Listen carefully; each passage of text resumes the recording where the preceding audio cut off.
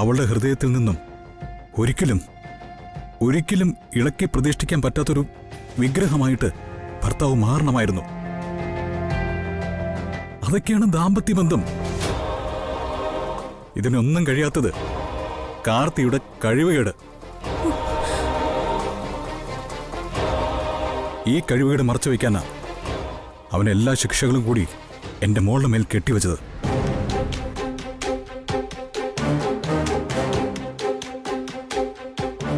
അവന് പറ്റിയ തെറ്റ് അവന്റെ മനസ്സിൽ കടന്ന് അവനെ തന്നെ നീറ്റുകയാ.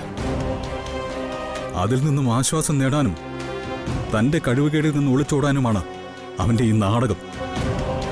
ഈ അഭ്യാസം ആർക്കും മനസ്സിലാവുന്നില്ലെന്ന് അവൻ കരുതിയെങ്കിൽ അത് അവന് തന്നെ തെറ്റി. ചെയ്യാത്ത തെറ്റിന്റെ പാപഭാരമൊന്നും എന്റെ മകളെ ചുമക്കണ്ട. ഞാൻ അതിന് സമ്മതിക്കില്ല.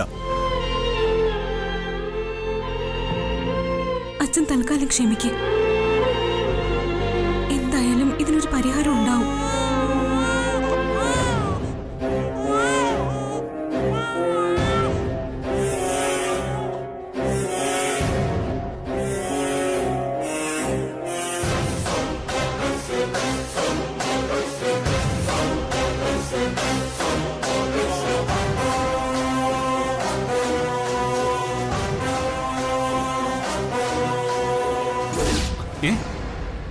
അവർ രക്ഷപ്പെട്ടെന്നോ? രക്ഷപ്പെട്ടു സാർ. നോൺസെൻസ്. തന്ത്രശാലികളായ പക്കാ ക്രിമിനൽസ് ആണ് സാർ അവർ. ഒരു കാരണവശാലും വിടരുതവരെ. അവരാ പരിസരത്ത് തന്നെ ഉണ്ടാവും. അന്വേഷിച്ച് എത്രയും പെട്ടെന്ന് കണ്ടെത്തണം. Yes sir. ഭർത്താവിനെ ഉപേക്ഷിച്ചു പോയ ഭാര്യ ഇയാക്കെന്തിനാ വെറുതെ മനുഷ്യന്റെ പണി മുടക്കാൻ?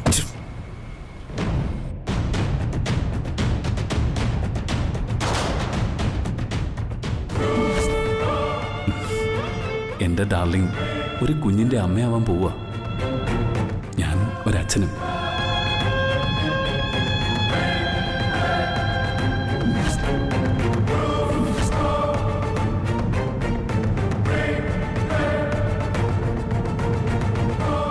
നമുക്ക് രണ്ടുപേർക്കും കൂടി നമ്മുടെ ഓമന കുഞ്ഞിനെ താരാട്ട് പാടി ഉറക്കണം. ഞാനും ആ കുഞ്ഞിനെ പാട്ട് പാടി ഉറക്കും. പാട്ട് പാടാത്ത കഴുതയുണ്ടോ?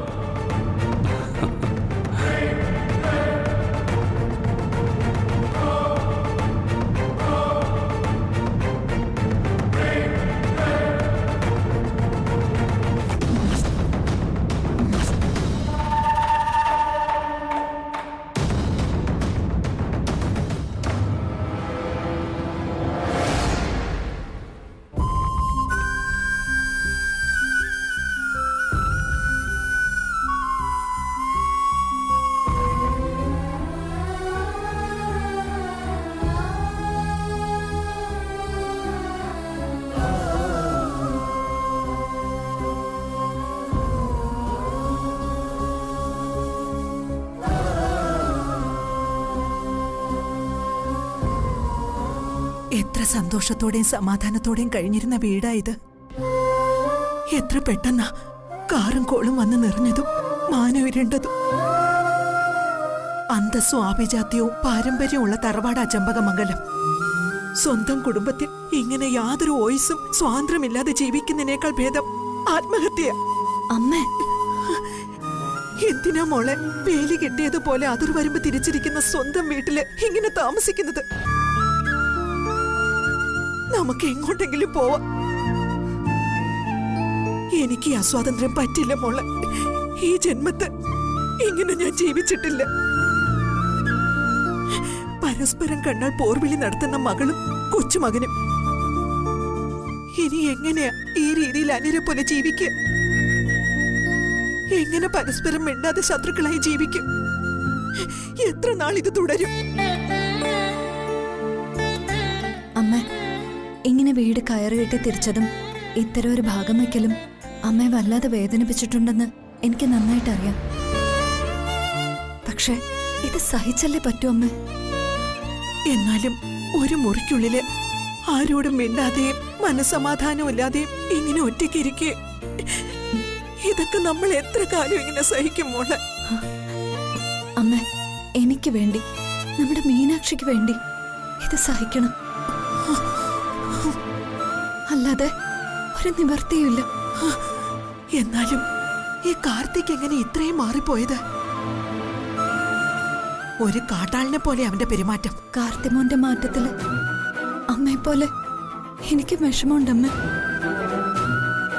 കാർത്തിക്ക് വേണ്ടി പ്രാർത്ഥിക്കല്ലാതെ മറ്റൊരു മാർഗവുമില്ല. നമുക്ക് എല്ലാ കാര്യങ്ങളും നേരെയാവാൻ വേണ്ടി ദൈവത്തോട് പ്രാർത്ഥിക്കാം അമ്മ.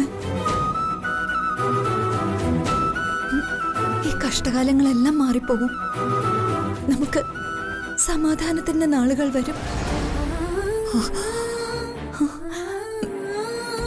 അമ്മ വാ.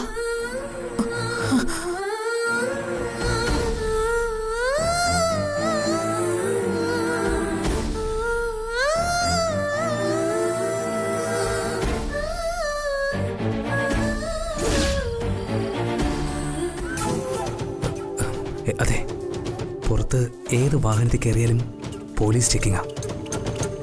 ഈ ചൂടൊന്ന് ആറുന്നത് വരെ ഇത് തന്നെയാ ബെസ്റ്റ് പരിപാടി. എന്തേ, വാ.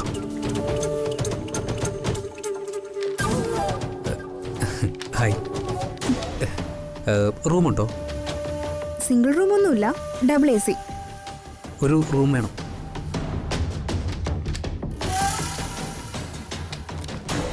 പേര്? YC ഇന്ദുചൂടൻ. എന്താ മാഡത്തിന്റെ പേര്? K ഹംസധ്വനി. ഏ? K ഹംസധ്വനി. അതെഴുതാൻ ഇച്ചിരി പാടാം. സാറൊന്ന് എഴുതി തരുമോ? ദൈവമേ, ഇത് എനിക്ക് തന്നെ പാരായല്ലോ. ഇതിപ്പോ ഞാൻ എങ്ങനെ എഴുതും? നമുക്കൊരു കാര്യം ചെയ്യാം. വീട്ടിലെ ഇവളെ എല്ലാരും വിളിക്കുന്നത് ബാവേന്ന. നമുക്കങ്ങനെ എഴുതാം. ആ, എങ്ങനെയും എഴുത്. പക്ഷെ ആരുടെയെങ്കിലും ഒരാളുടെ ID വേണം. ആധാർ.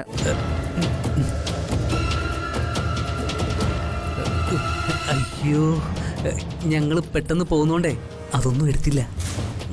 നാളെ തരാം, പോരെ? ആധാർ ഇല്ലാതെ റൂം കൊടുക്കരുതെന്നാ നിയമം. ആ ശരി, നാളെ തന്നെ തരണം. തരാം.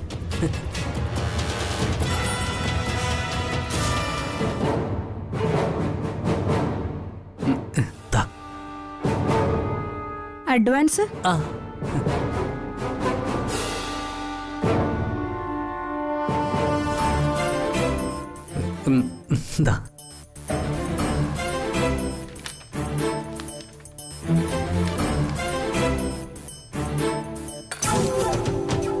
Room number 105. ഓ, താങ്ക് യു. വാ.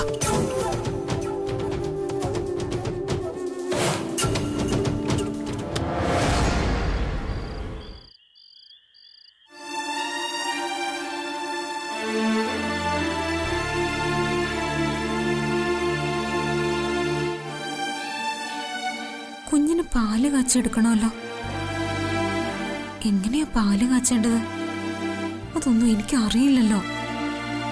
ഇതുവരെ കുഞ്ഞിന് കൊടുത്ത പാല് അമ്മ കലക്കി തന്നതാ. ഇനിയിപ്പൊ അതും പറ്റില്ല. ഇത് ഇന്ത്യ പാകിസ്ഥാൻ പോലെ വിഭജനം നടന്ന വീടാണല്ലോ. എന്തായാലും ചെയ്തേ പറ്റൂ. കുഞ്ഞിന് കൊടുക്കുന്ന ബേബി ഫുഡാണല്ലോ.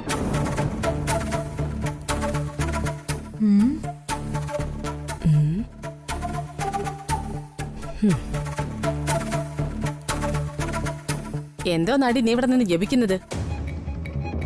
ജപിക്കാൻ ഞാൻ മുനിയൊന്നും അല്ല. കുഞ്ഞിന് പാല് വേണം. പാലെങ്ങനെയാ ചൂടാക്കണ്ടേന്ന് എനിക്ക് ശരിക്കും അറിയില്ല. എന്ത് വേണമെന്ന് ആലോചിക്കായിരുന്നു. പാല് കാച്ചാനും ചായ ഉണ്ടാക്കാനും അറിയാത്തൊരു ഭാര്യ.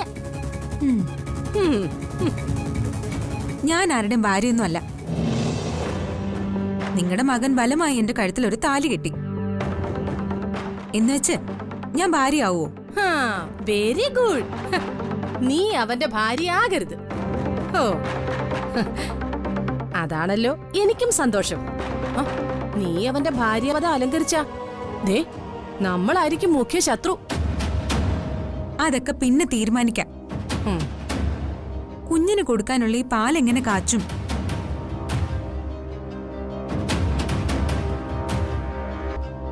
ഇവക്കിട്ട് 2 കിട്ടാനുള്ളൊരു വേല ഞാൻ ശരിയാക്കി കൊടുക്കാം. ഇതാ നല്ല വഴി. ആ, പാലൊക്കെ ഞാൻ കാച്ചി തരാം. ആ കാര്യത്തിൽ നീ പേടിക്കണ്ട. ഇവിടെ ഭാര്യയല്ലെന്ന് പറഞ്ഞാലും മൈഥിലി പോയ ഒഴിവിൽ അവൻ ഇവളെ ഭാര്യയാക്കാനാണ് താല്പര്യമെങ്കിൽ അങ്ങനെയാണെങ്കിൽ അതെ, കൊച്ചിന് മാത്രമല്ല, കൊച്ചിന്റെ അച്ഛനും പാല് കൊടുക്കണം. കാർത്തിക്കിന് പണ്ട് മുതലേ ഉള്ളൊരു ശീലമാണ് രാത്രി ഉറങ്ങാൻ നേരത്തെ പാല് കുടിക്കുന്നത്. നീ പോക്കോ, പാല് ഞാൻ തിളപ്പിച്ചു വെക്കാം. കുഞ്ഞിനും കാർത്തിക്കിനും വേറെ വേറെ. Thank you. അയ്യോ, ഓ അവളുടെ ഒരു താങ്ക് യു. മുഖം അവിടെ ചെന്ന് കിട്ടുമ്പോ താങ്ക് യു തിരുത്തി പറയാതിരുന്നാ മതി.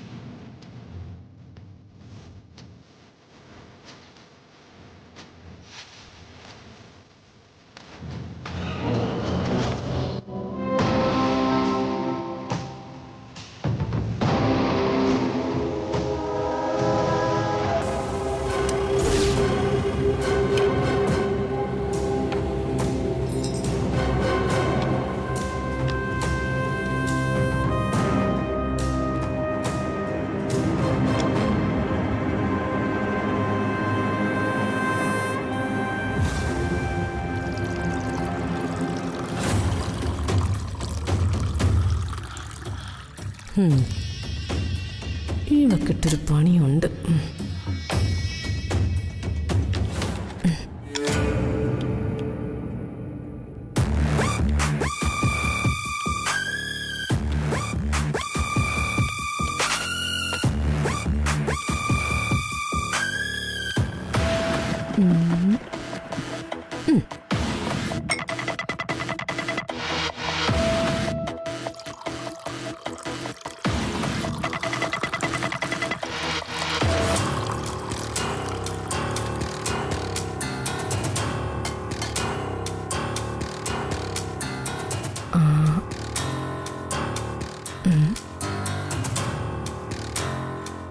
ഇത് കുഞ്ഞിന്, ഇത് കുഞ്ഞിന്റെ അച്ഛന്. ഇതിൽ വളരെ ഭംഗിയായിട്ട് കുറച്ച് ഉപ്പ് ചേർക്കാം.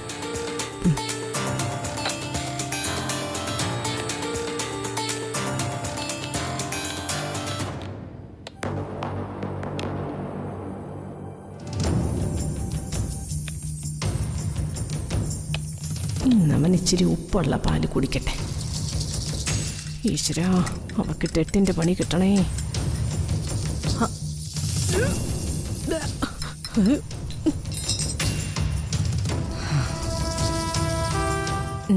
നിയുക്ത ഭാര്യ ആദ്യമായിട്ട് അവളുടെ കണവന് കൊടുക്കുന്ന പാല് ഉപ്പിട്ട് കലക്കിയത്. മധുരം ആസ്വദിച്ച് തുടങ്ങേണ്ട ദാമ്പത്യം ഉപ്പിലാരംഭിക്കുന്നു. അതോടെ ഭാര്യ ഭർത്താക്കന്മാർ തമ്മിലടിയായി മാറുന്നു. ഈ പാല് കുടിച്ചിട്ട് തിളച്ച പാല് അവളുടെ തിരുമോന്തയ്ക്ക് ഒഴിക്കും. ആ സുന്ദര മുഹൂർത്തം കാണാൻ കൊതിയാവുന്നു.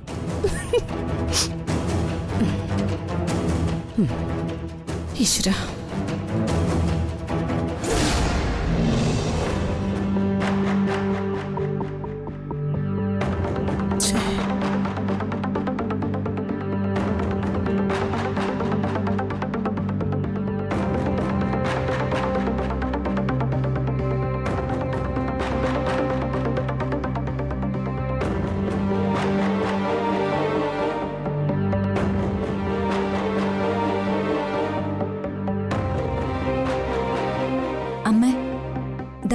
മരുന്ന് കഴിക്കാൻ.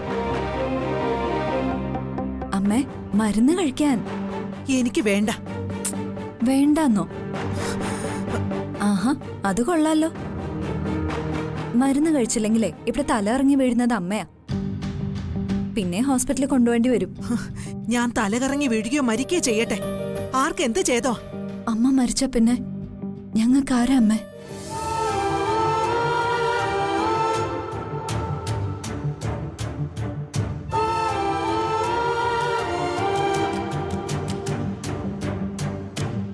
അമ്മയുള്ളതുകൊണ്ട് ഞാനിങ്ങനെ ജീവിക്കുന്നു. അമ്മ കൂടി പോയ പിന്നെ എനിക്ക് ഈ ലോകമില്ല. എല്ലാവരും ജനിച്ചതുപോലെ ഞാനും ജനിച്ചു. ജനിച്ചപ്പോ തന്നെ ഒരു ശാപവും കിട്ടി. കരഞ്ഞും മനസ്സൊരുകയും ജീവിച്ചോളാൻ.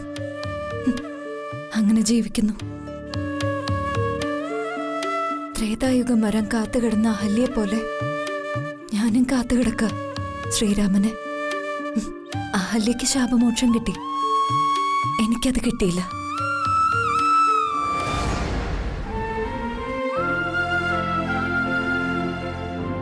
അമ്മ കൊച്ചുകുട്ടികളെ പോലെ വാശി പിടിക്കരുത്. അമ്മയ്ക്ക് എന്തെങ്കിലും പറ്റിയ എനിക്കത് സഹിക്കില്ല.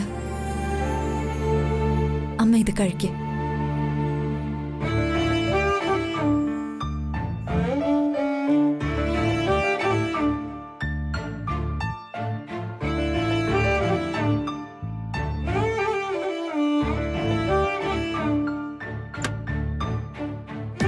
നിന്നെ ശപിച്ചത് ആരാണെങ്കിലും നീ ചെയ്ത പുണ്യം കൊണ്ട് നിനക്ക് എന്തെങ്കിലും മോചനം കിട്ടും.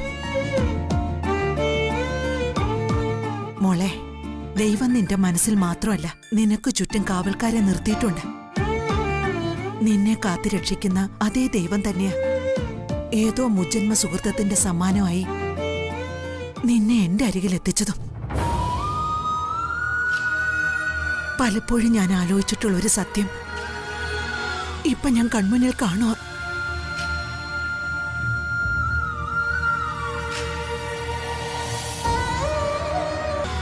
മൂന്ന് മക്കളെ പെറ്റു വളർത്തിയ ഈ അമ്മയ്ക്ക് ഒരു തുണയായി എന്നും നീ മാത്രമേ ഉണ്ടാവുകയുള്ളൂ എന്ന സത്യം.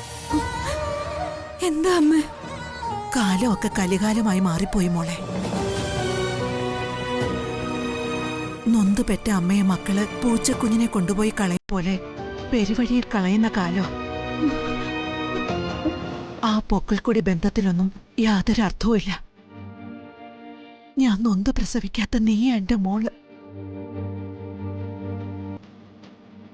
എന്റെ പൊന്നു മോള്.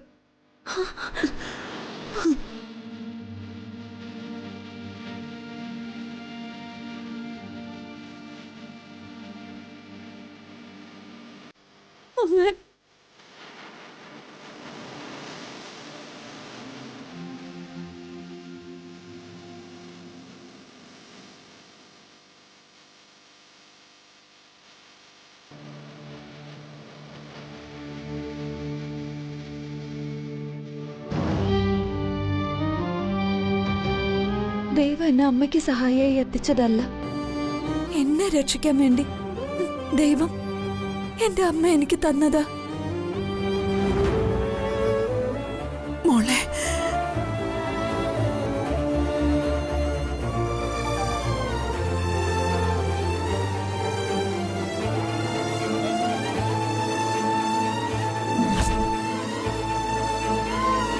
ദേ മീനാക്ഷി,